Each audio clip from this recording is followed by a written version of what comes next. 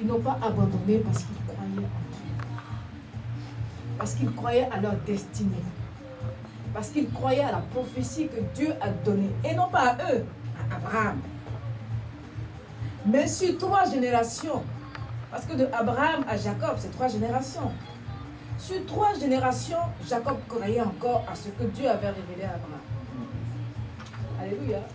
Certainement Dieu a dit des choses à ton père et à ta mère.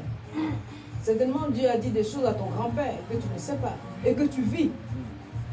Et que parfois tes parents, tes grands-parents ont mal interprété et ont suivi le mauvais chemin.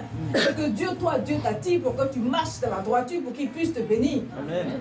Parce que toute chair sur terre est bénie. Ça veut dire que nos parents sont au départ bénis. Et nous sommes dans la continuité de leur bénédiction. Mais ils ont mal utilisé cette bénédiction. Et cette bénédiction a été troublée.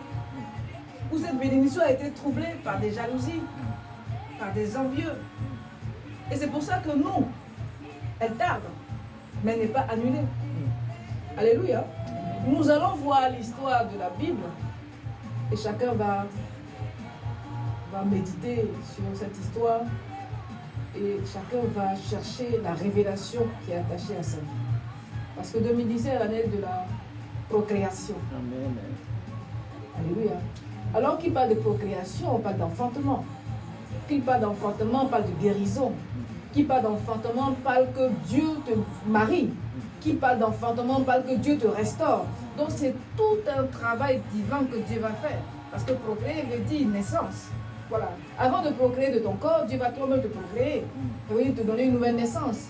Dieu va te recréer pour que tu sois totalement purifié. Pour que tu sois né de nouveau. Afin que Dieu manifeste en lui la procréation. Amen. Lorsque Dieu a touché Marie de Magdala, elle avait ces esprits. Ces esprits, elle la fatiguaient. Elle faisait qu'elle faisait ce qui était mal. Mais elle ne savait pas. Elle ne connaissait pas le Seigneur. Donc pour elle, ce qu'elle faisait, c'était pour survivre.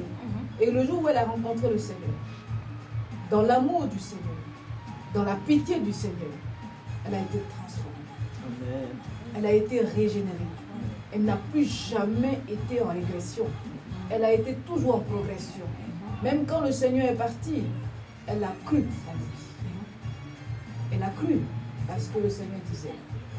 Et elle a été la première à aller au sépulcre. Et c'est à elle que Dieu s'est révélé. Amen. Dieu sait toutes choses. Et Dieu peut toutes choses. Dieu a son temps. Le Seigneur est mort. Et quand le Seigneur est ressuscité, il a dit à Marie de Magdala, ne me touche pas. Je ne suis pas encore remonté me revêtir de la puissance qui va me permettre de rester encore 40 jours sur terre. Ça veut dire qu'on ne peut pas te toucher n'importe comment. On ne peut pas, tu ne peux pas être n'importe où. Tu ne peux pas faire n'importe quoi. Parce que tu écartes la puissance de Dieu sur toi. Et le Seigneur savait que Marie de Magdala ne pouvait pas la toucher. Il fallait qu'il d'abord aille se revêtir de la puissance de Dieu, la puissance d'immortalité. Et le Seigneur est monté vers le Père. Qui est monté vers le Père si ce n'est pas celui qui est descendu du Père? Il est monté vers le Seigneur, il a été revêtu. Et il est venu. Quand il est venu, il a mangé. Est-ce qu'un fantôme mange? Non, un fantôme ne mange pas. Est-ce qu'un fantôme peut rester 40 jours? Non, un fantôme ne reste pas 40 jours. Mais le Seigneur est resté afin que nous soyons éduqués. C'est tout ce qu'il a fait avec eux que les apôtres ont écrit. Donc notre vie même, c'est une histoire. Ta vie est une histoire. Ça veut dire d'assujettir cette terre. Il dit, je fais de vous des témoins. Qui est témoin de Dieu si ce n'est pas la vie? Et qui est témoin de l'homme si ce n'est pas la procréation? Dieu est la procréation. Mais que fait l'homme? L'homme détruit ta vie pour ne pas que tu procrées. La procréation, c'est la naissance. La naissance, la réussite, tout ce que l'homme produit comme fruit de sa vie. Et c'est ce que l'homme détruit. Ce n'est pas Satan qui détruit, c'est Satan qui passe par l'homme pour détruire. Puisque Satan reste esprit. Amen. Et c'est le même Satan qui va agir dans le corps d'une personne pour faire du mal à une femme. Alléluia. Quand tu vas au travail, tu vas le matin, tu es heureux, tu es content. Et quand tu vas, tu dis, je vais arriver, tout va aller bien. Et tout d'un coup, ça se gâte. Ta journée commence à être bousillée. Pourquoi? À cause d'un homme. Ça veut dire un homme détruit ta vie. Ce n'est pas autre qui peut détruire ta vie, c'est un homme. Mais le Seigneur Jésus-Christ voit et le Seigneur Jésus-Christ restaure. On ne peut pas aimer le Seigneur et donner sa vie au Seigneur et le Seigneur ne peut pas nous arracher de ce qui est mal dans notre vie. Parfois, le Seigneur nous sépare afin que nous rentrons dans sa bénédiction. Vous savez, dans la parole de Dieu, Dieu a suscité dans le cœur d'Abraham pour se séparer de l'autre. Parfois, les séparations sont douloureuses. Et plus tard, nous comprenons que ce n'était pas en vain. C'était pour que Dieu puisse manifester ses grâces et ses bénédictions. Pour que la bénédiction qui est en nous et qui est cachée soit dévoilée et manifestée dans toute sa plénitude dans notre vie. Dès que Abraham s'est séparé de l'autre, le Seigneur lui dit, marche et vois, je te donne toute cette terre. Abraham avait pensé que cette terre qu'il avait choisie n'était pas productive. Mais Abraham s'est rendu compte que c'est la terre que Dieu va rendre productive. Dieu rend ta vie productive. Il suffit simplement d'écouter cette voix. Vous voyez, quand une personne est en train d'agoniser, c'est la personne qui agonise, ce n'est pas celui qui est à côté qui est en train d'agoniser pour la personne. Ça veut dire que c'est toi qui souffres, ce n'est pas l'autre qui souffre pour toi. L'autre là assiste à ton agonie, mais il ne peut rien. Il ne peut rien faire. Parfois, il jouit de ça. Vous voyez, en général, il faut toujours faire attention quand le Seigneur nous dit, ayez le discernement sur les choses, sur les personnes, sur les actions. Parfois, ceux qui ont tué ont été toujours ceux qui étaient toujours pas loin des personnes. Celui qui a tué le Seigneur, c'était Judas. Celui qui est en général éloigné, qui observe, parfois, on croit que c'est celui qui est mal. Mais non. C'est celui, parfois, qui s'éloigne afin de bien comprendre les choses. Amen. Et Jean aimait le Seigneur. Mais on ne disait jamais que Jean était proche, on disait toujours que c'était Pierre. Mais lorsque le Seigneur s'est présenté, Jean a été le premier à reconnaître, à dire c'est le Seigneur. Donc parfois, le Seigneur nous demande d'avoir le discernement sur les choses. On peut se tromper. On peut se tromper sur l'amour, on peut se tromper sur l'affection. Amen. Le Seigneur, il y a eu des choses qui se passent. Aujourd'hui, on ne peut pas dire qu'un homme est un homme. On ne peut pas dire qu'un homme est un homme. Le monde est tellement couvert de perversité qu'on ne peut plus dire, on ne peut plus avoir la certitude que l'homme qu'on a en face, c'est vraiment un homme. Alléluia. Deux hommes vont dans les toilettes. C'est des hommes qui sont venus certainement au restaurant avec leurs amis, avec leurs femmes.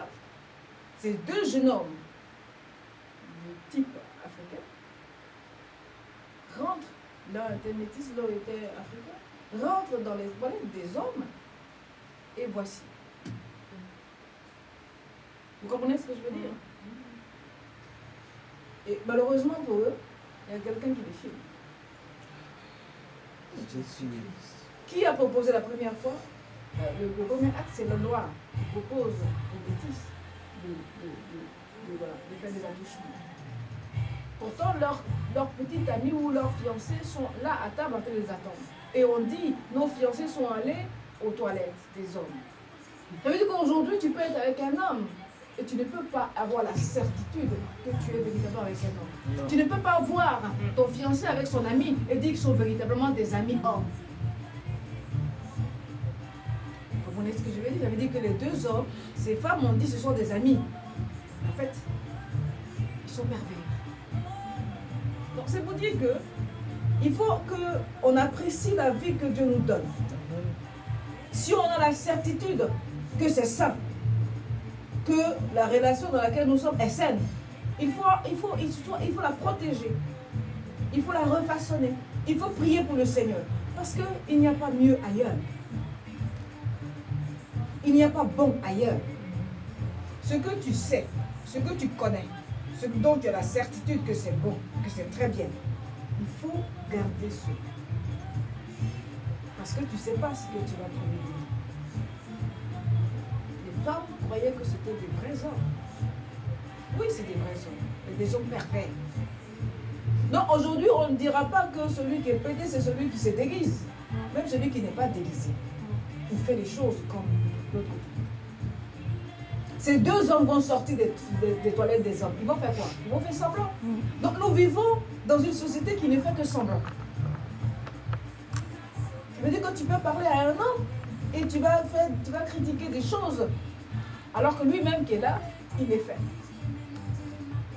Il n'y a que Dieu seul qui nous protège de la société dans laquelle nous vivons. Si la personne n'a pas le Seigneur dans sa vie, elle ne sait pas qui est-on. Imaginez-vous ces personnes dites des hommes, tombent sur des jeunes filles qui sont pures. Ils vont les empoisonner. Est-ce que vous voyez ce que je veux dire? Ça veut dire que même la jeune fille qui est pieuse, qui est sincère, elle peut se faire empoisonner à un seul instant.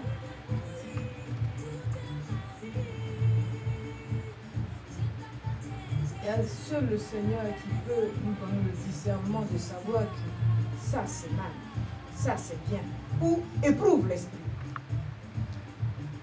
Ces jeunes filles qui attendent leur fiancé, elles ne savent pas que ce n'est pas des bourgeons qu'elles ont. Vous voyez, donc nous vivons dans une société qui nous empoisonne. Nous vivons dans une société dont la parole, les choses de la vie n'existent plus. Satan a pris l'esprit des gens.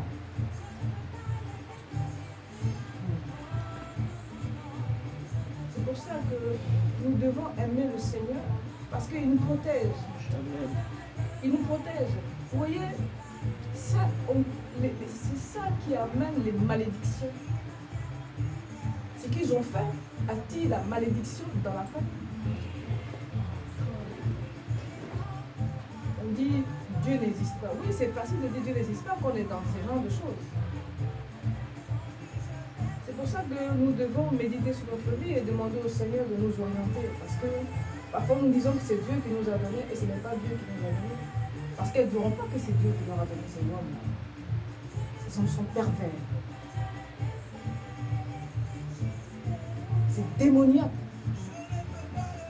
Et même celui qui a filmé, il est aussi pervers. Parce que filmer et balancer sur Internet, quoique ça délivre, parce qu'ils seront dévoilés et ces filles-là seront libérées. Mais en même temps, c'est aussi des films qui montraient sur Internet. Et en regardant aussi, on s'empoisonne l'esprit. Parce qu'en regardant, on se souille l'esprit. Ça veut dire que les choses qui sont interdites sont banalisées dans notre société à cause de l'Internet. Donc ce n'est pas tout qu'on regarde sur Internet. Vous voyez? Ça veut dire que nous sommes empoisonnés en tout temps et qu'on a besoin du Seigneur pour nous purifier. Parce que dès que j'ai vu ça, j'ai zappé et j'ai prié. J'ai prié parce que c'est un empoisonnement de ton cerveau. Il faut demander au Saint-Esprit, ôte ça de mon esprit. Vous voyez? Donc c'est pour dire que, qui est l'homme? L'homme, c'est celui qui fait en sorte que la femme puisse procréer. Qui est la femme? La femme, c'est elle qui procrée. Amen. Donc, quand deux hommes et deux femmes refusent la procréation, c'est qu'on vit dans une société où Dieu va encore une femme. Ça veut dire que c'est nous les chrétiens qui devons intercéder. C'est nous les chrétiens qui devons chercher la face du Seigneur, afin que ces choses soient ôtées, parce que peu à peu on va vers Sodome et Gomorrhe. Et Dieu est esprit. Dieu est esprit. Donc, ce que l'homme vit